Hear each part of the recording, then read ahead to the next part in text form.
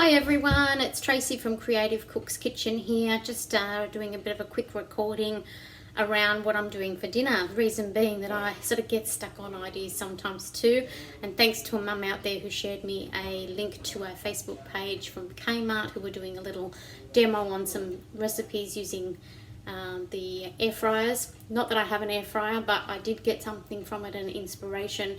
So after seeing it, it reminded me I had some chicken breasts in my freezer that I'd put in there last week after another meal.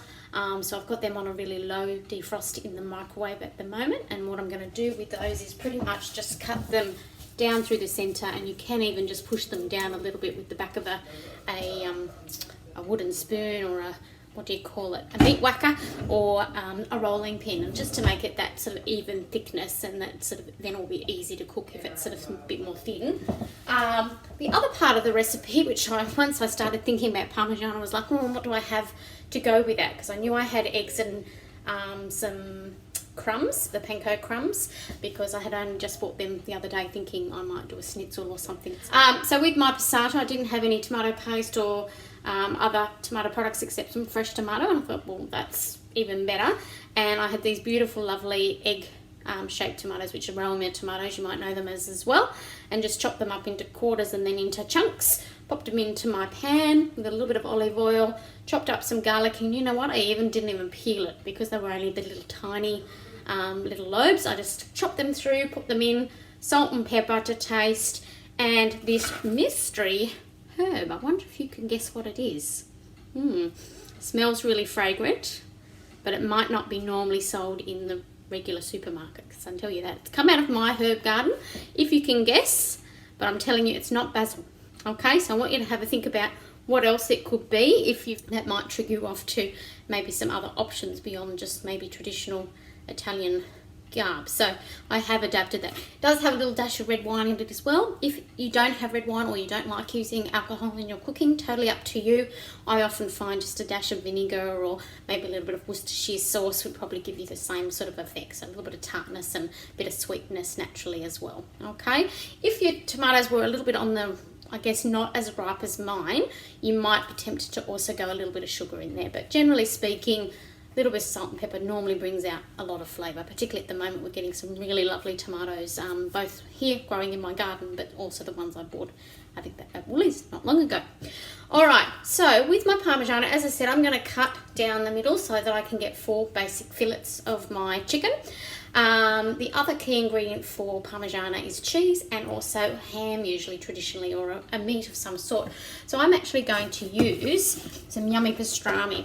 Now the reasoning behind that is that we've had to adapt our diet in our household because hubby has become intolerant to anything with pork fat. Unfortunately, every time he has made him very unwell, and not long ago my younger son also has had similar reactions. So there is apparently pork allergy and that sort of stuff that happens, and it causes irritable bowel.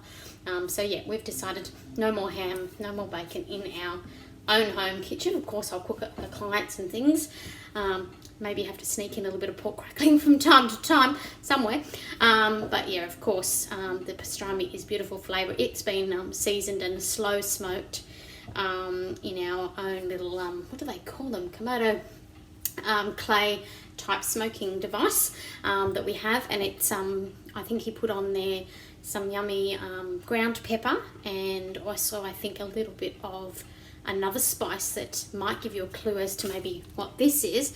I'm pretty sure it was a bit of mountain pepper, Tasmanian mountain pepper, and then a little bit of smoked paprika as well. So there's a few, and salt, a bit of salt. That always is helpful just to help bring out the flavour.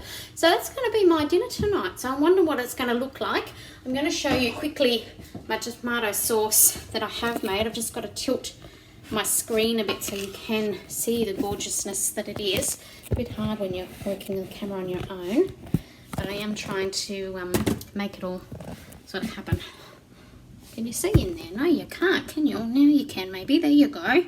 But I'm going to share some photos anyway of how that started and how that's ended up. And as I say, have a guess about what maybe that herb is. You might know, you might be able to Google it and find it. But it is quite a unique flavour, but I think it's something that really lends itself to this type of food. So maybe you can give it a try. I'll put a recipe up once someone's maybe guessed it right. If no one gets it, then I'll put it up as well. So have a good evening. I'm going to go back to mummy land and get these kids and hubby fed. Night.